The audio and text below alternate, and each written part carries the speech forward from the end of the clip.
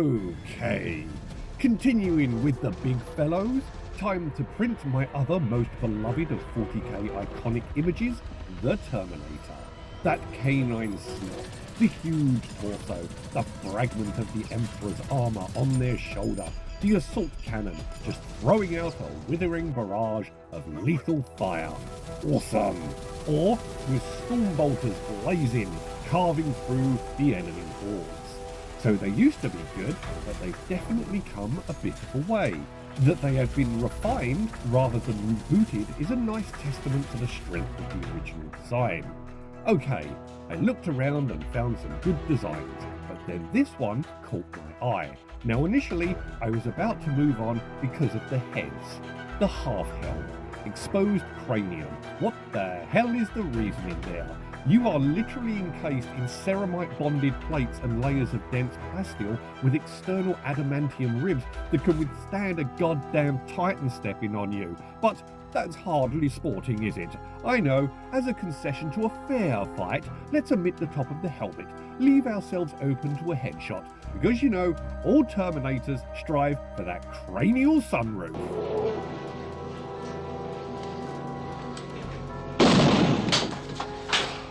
But as I looked around a little deeper, they do indeed come with the sensible full Terminator helmet that I've come to know and love. Okay, Gregor's heavy destroyers it is. The legs. I skipped the bumpy ones. They look a little too Dalek. Plus, I want to use the bumpy pauldrons for the sergeants, and I feel these will distract from that symbol of a command. After printing the legs and torsos, I dropped everything in warm water to soften them up so everything pops free of the supports. I glued them together and dropped in the head.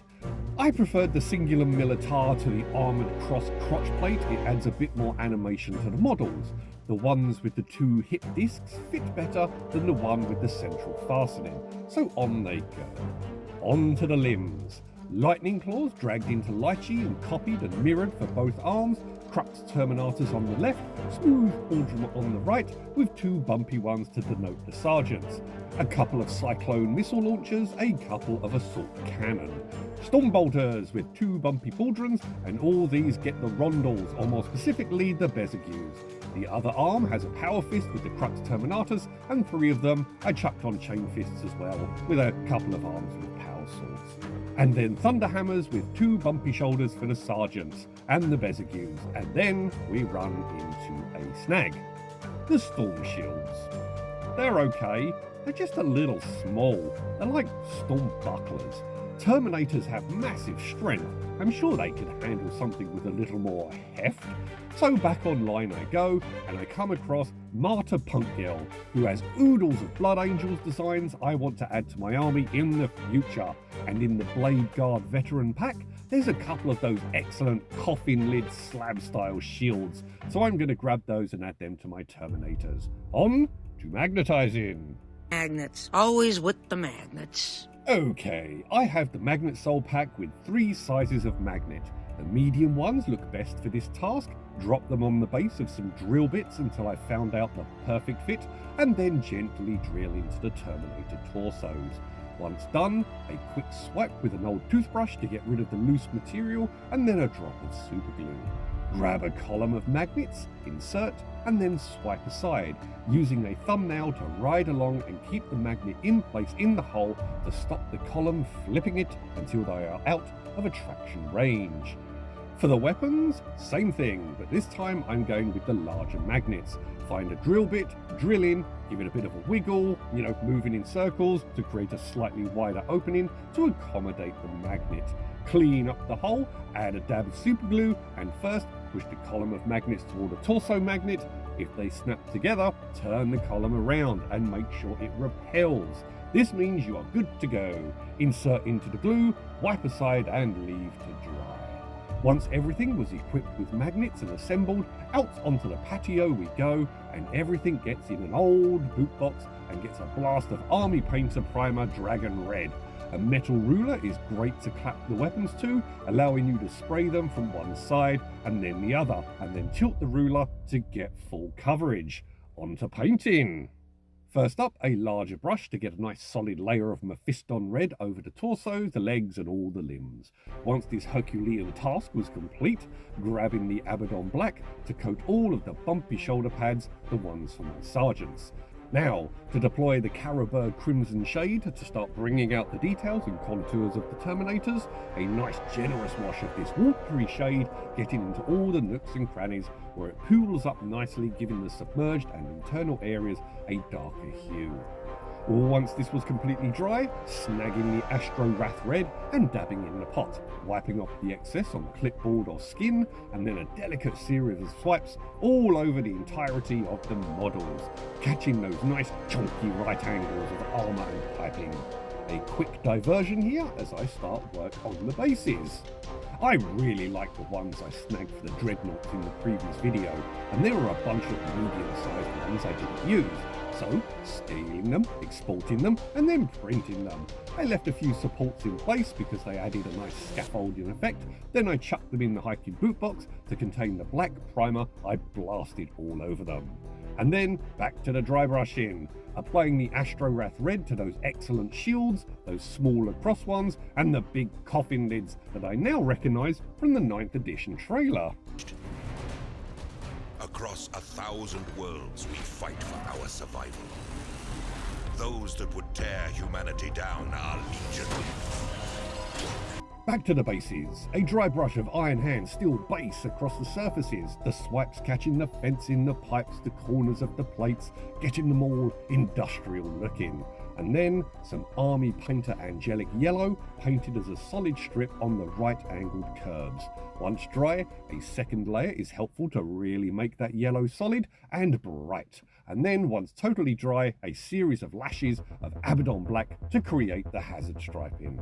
Right, there's a lot of bone around the place, so Screaming Skull. Every shoulder, Crux Terminators gets a layer, as do the little skulls across the rest of the models and the banners and the skeletal remains on the shields. And then onto all of the bone goes a nice layer of Seraphim Sepia Shade. Another watery mix that settles very nicely in all to the features and really makes the bones and the skeletal remains pop. Right, with everything dry, dabs of super glue to the feet and onto the industrial bases the Terminators start to go. Oh hell yeah! My squad is coming together rather nicely, but no time to rest. On, Tab, on! Iron Hand steel base, grabbing a brush, delicately adding it to the weapons, the storm bolters, the assault cannon, the chain fists, the flamers and the thunder hammers. I pondered adding it to the power cables and the hydraulics and the joints on the bodies, but they look really good with all that red, and the shadows from the Caraberd Crimson really add definition, so I am not going to overdo it and keep this simple. Right, the lightning claws and power weapons. First up, a base layer of MacLeod blue just on the blades, making sure to get to the hilt, but pretty much ignoring the tips. Imric blue dry, a dab into the pot with the dry brush, and then wipe off on the back of my thumb, because for some reason, a surface at body temperature is the best source to prep a brush load of paint for excellent and efficient dry brushing. Then paint a little on the tips and work down, going lighter all the way, and then add some dainty swipes along the blade edges and the flat to catch the circuitry. Then Ethereum blue dry, and a brief touch to the tips, and then some very minor swipes along the areas of Imric just to further create a nice glowing effect. And finally, with the white scar, the most frugal, almost imperceptible single dancing sweep of it on tip and some of the edges.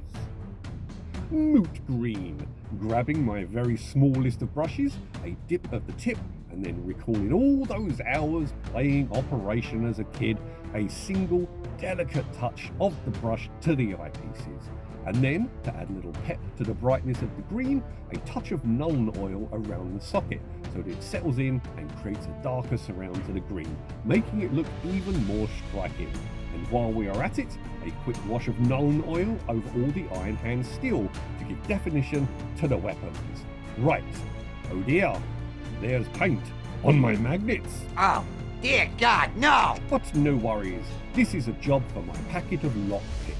They are slender, designed for delicate and accurate work, and aren't sharp, so there's no chance for a slip edge to scratch the paint job or lop something off.